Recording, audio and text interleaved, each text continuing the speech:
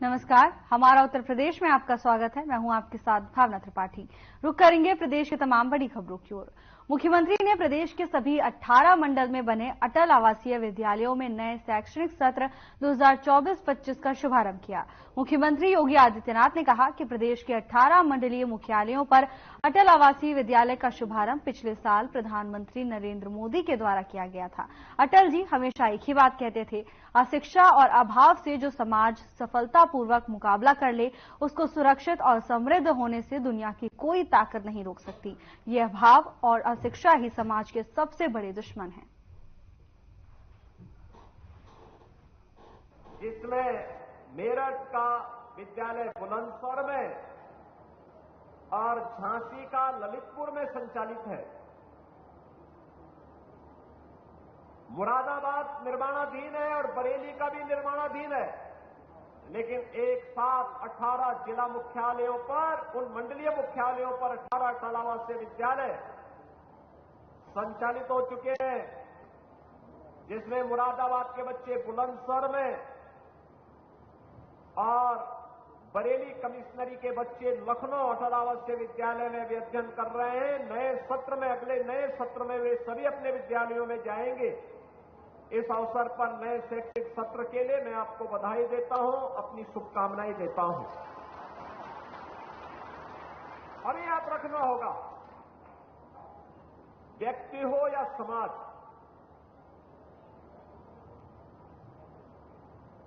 उसे सुशिक्षित किए बगैर आप सभ्य और समर्थ समाज और राष्ट्र की कल्पना नहीं कर सकते।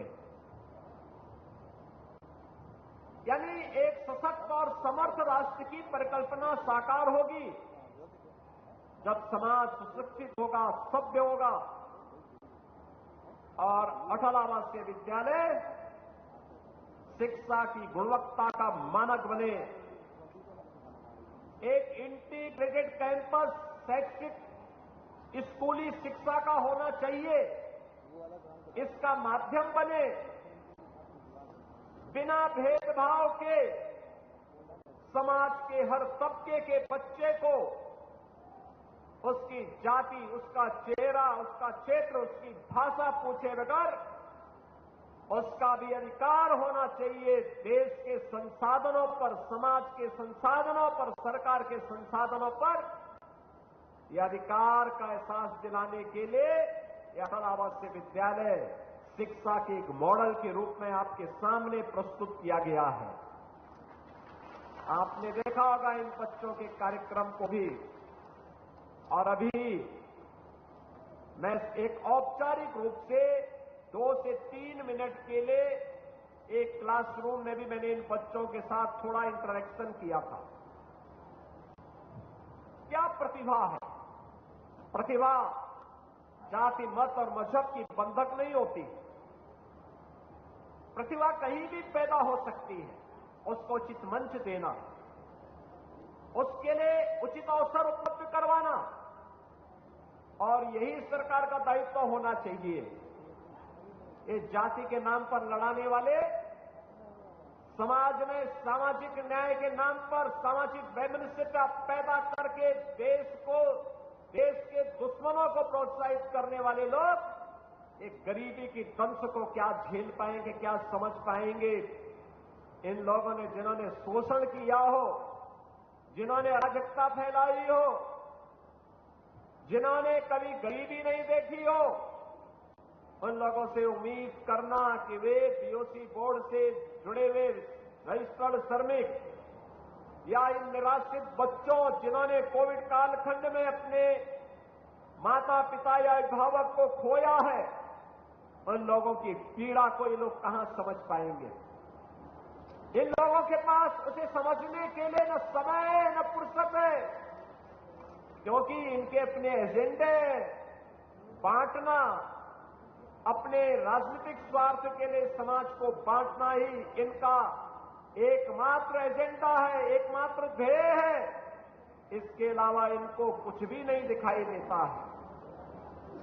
समाज को बांटना, अराजकता की भट्टी में झोंकना, और ये चाहते हैं कि गरीबी, एक गरीब गरीबी से मुक्त न होने पाए,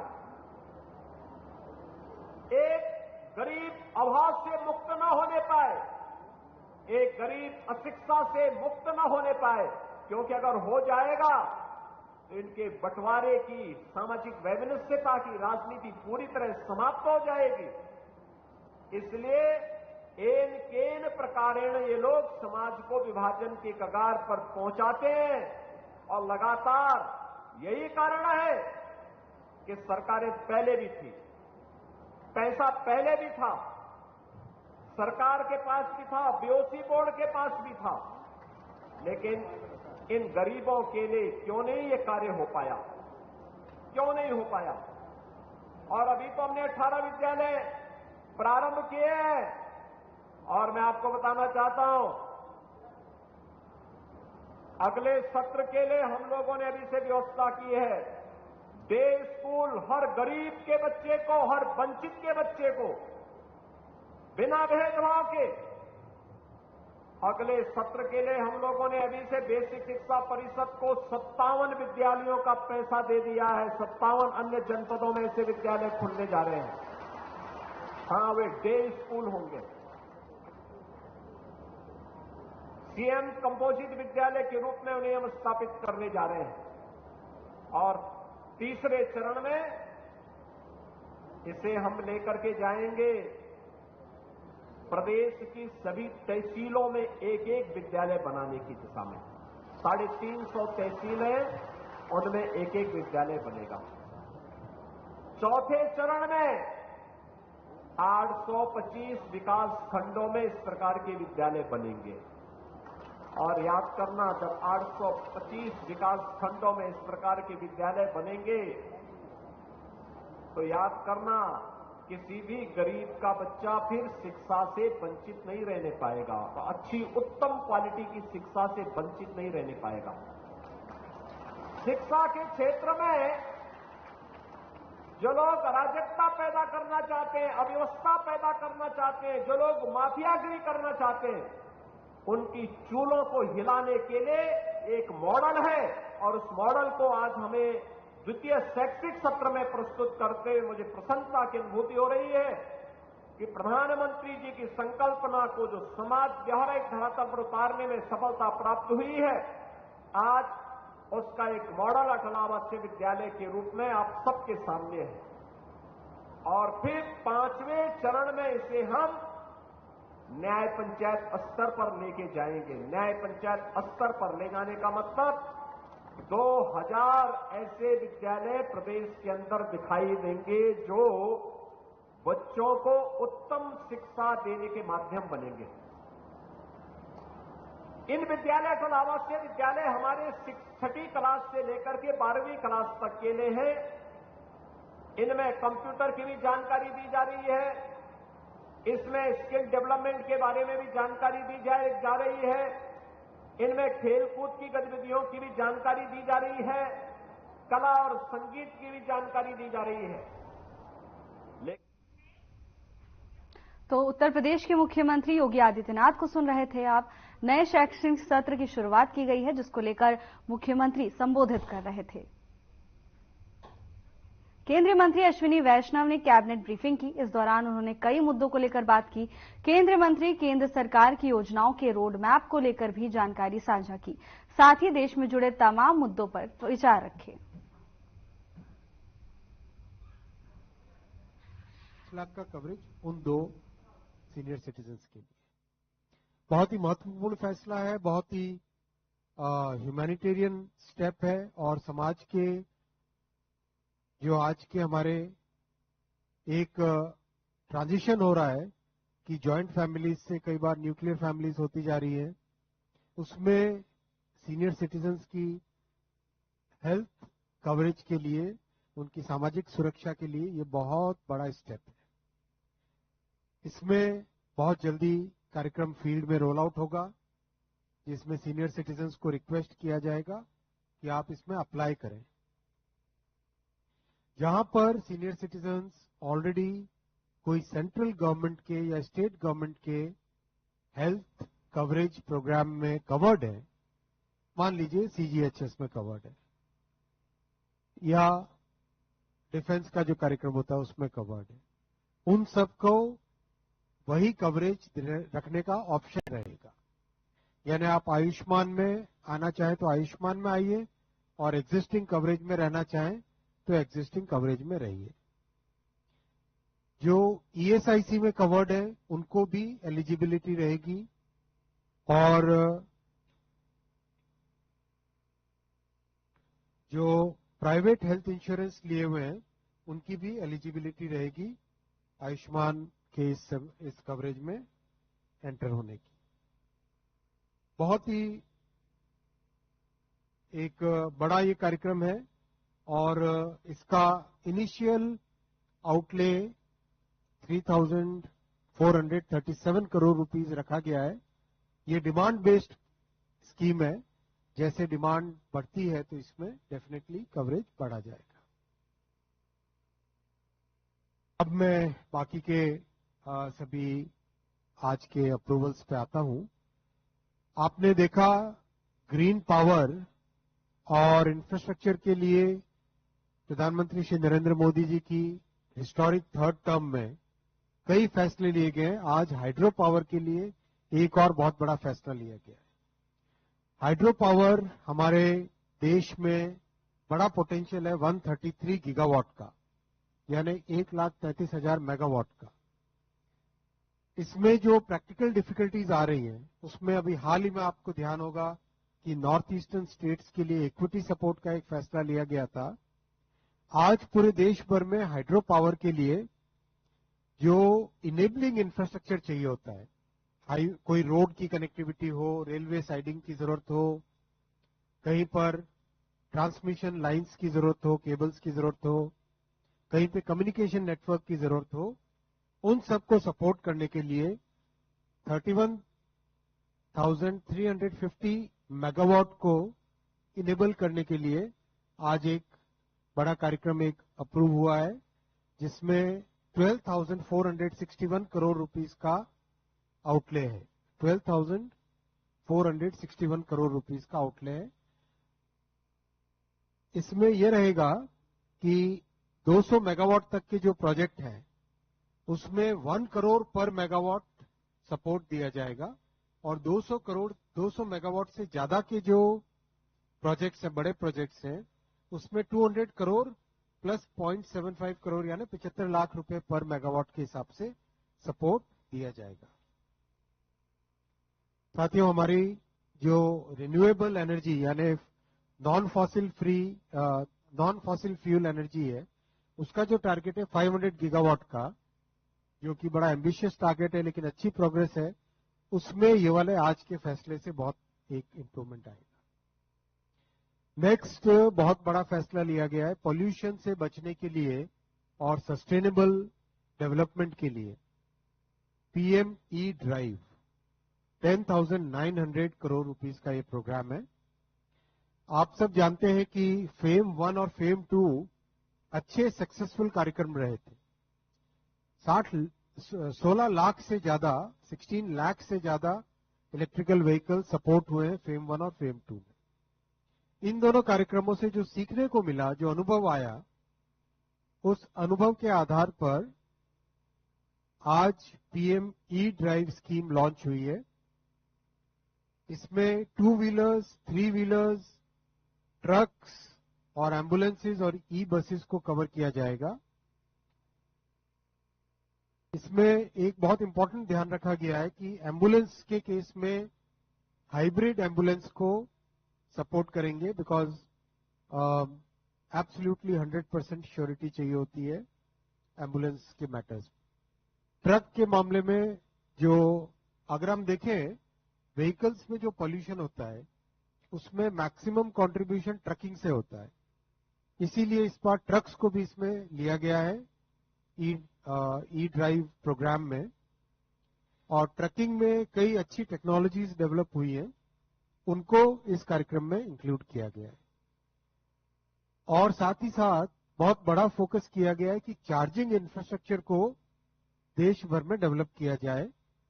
इसके लिए 88 38,500 साइट्स को सपोर्ट करने के लिए 100% सपोर्ट होगा, वो फैसिलिटी इसमें दी गई है। और साथियों, इसमें ये ध्यान रखना है कि ये जो सपोर्ट है ई ड्राइव का, this support is over and above the PLI component and the GST relief which is already available to the EV segment, EV sector. This entire program will be a big help in having sustainable growth and making sure that our country progresses very rapidly on the electrical vehicle movement. इसी से जुड़ा हुआ एक बड़ा फैसला लिया गया है। आपको ध्यान होगा कि कुछ समय पहले एक PM ई-बस प्रोग्राम लॉन्च किया गया था। PM ई-बस प्रोग्राम में जो मंथली पेमेंट होता है पार्टनर को, PPP प्रोजेक्ट में पार्टनर को, उससे पेमेंट की सिक्योरिटी का इश्यू आ रहा था। तो जो देश भर में करीब 38,000 ई-बसेस। बीजेपी के राष्ट्रीय प्रवक्ता डॉक्टर संबित पात्रा ने नई दिल्ली में संवाददाता सम्मेलन को संबोधित किया। नई दिल्ली के बीजेपी मुख्यालय में सम्मेलन का आयोजन किया गया।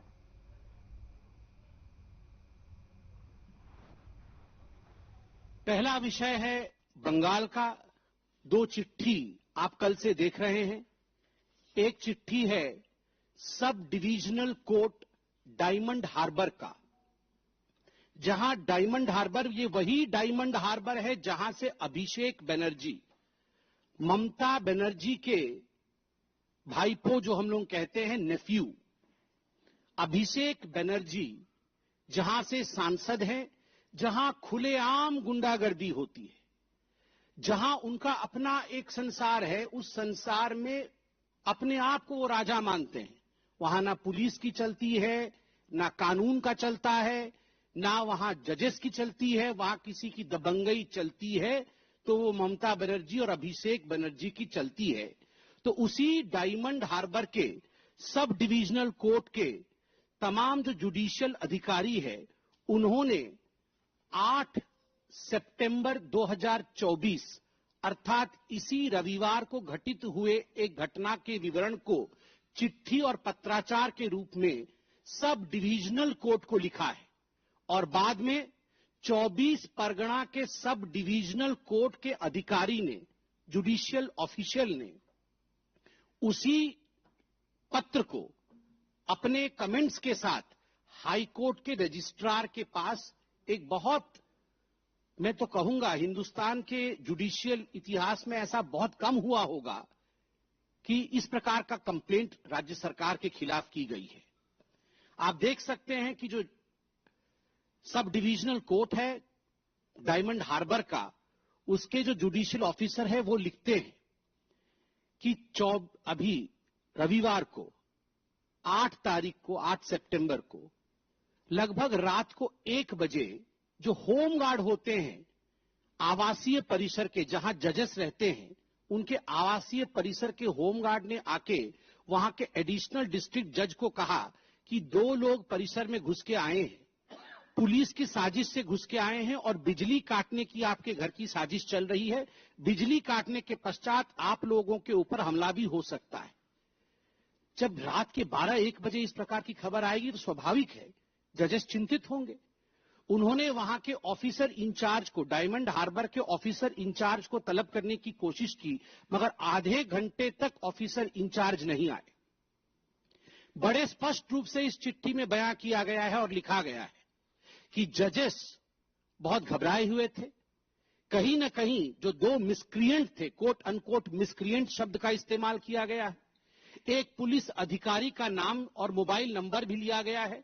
नाम उसका कुमारेश दास है। मोबाइल नंबर मैं यहां डिस्क्लोज करूंगा नहीं, मगर नाम और मोबाइल नंबर लिखा गया है। जजेस ने लिखा है कि यह पुलिस अधिकारी। प्रधानमंत्री नरेंद्र मोदी ने Bharat expo mart Greater Noida Uttar Pradesh में सेमीकॉन इंडिया 2024 का उद्घाटन किया। पीएम मोदी ने इस अवसर पर प्रदर्शनी का दौरा किया।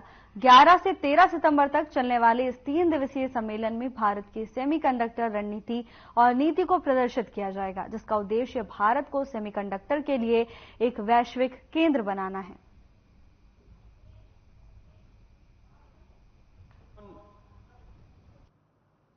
इंडस्ट्री से जुड़े हुए ग्लोबल लीडर्स और इस फील्ड के विशेषज्ञों और इस फील्ड में रुचि रखने वाले जितने भी यहां पर आए हुए छात्र हैं, इन सब को आज के इस अवसर पर आदरणीय प्रधानमंत्री जी का आप सबका हृदय से मैं स्वागत करता हूं और इस पूरे आयोजन के प्रति अपनी शुभकामनाएं देता हूं। धन्यवाद। जय हिंद।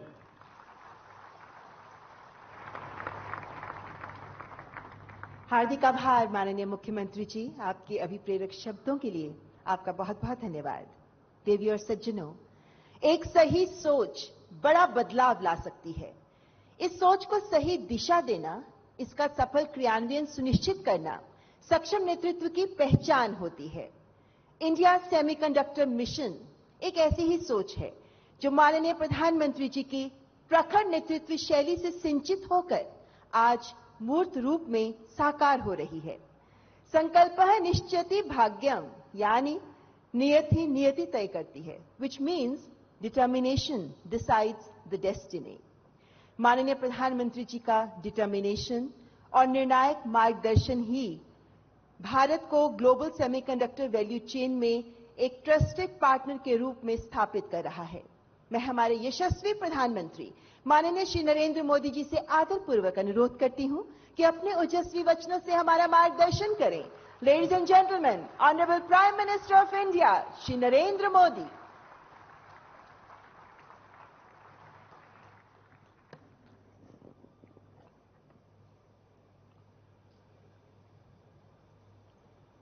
उत्तर प्रदेश के मुख्यमंत्री योगी आदित्यनाथ जी,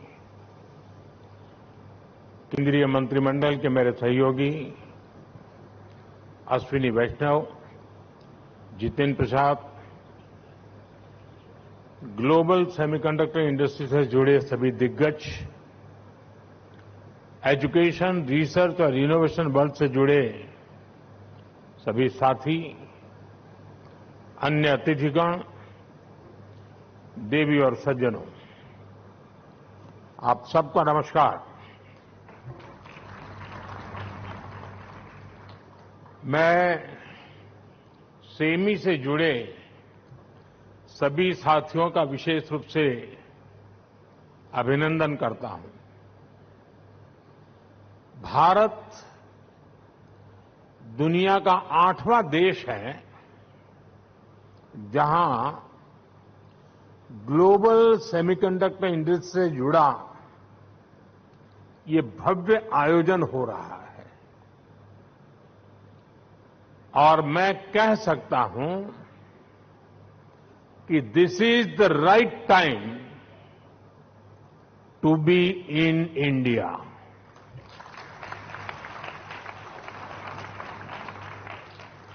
आप सही समय पर सही जगह पर है। 21st सेंचुरी के भारत में the chips are never down और सिर्फ इतना ही नहीं है, आज का भारत दुनिया को भरोसा देता है, when the chips are down, you can bet on India.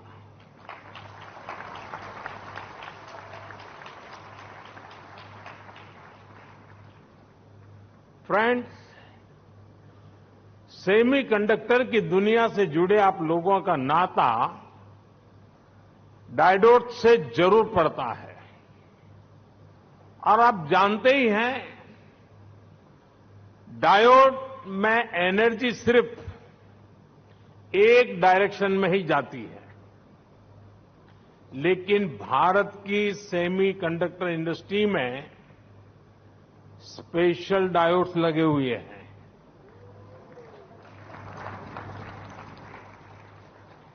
यहां हमारी एनर्जी दोनों डायरेक्शन में जाती है। आपके मन में आएगा कैसे? फिलहाल के लिए बस इतना ही। जल्द हाजिर होंगे नई अपडेट्स के साथ। नमस्कार।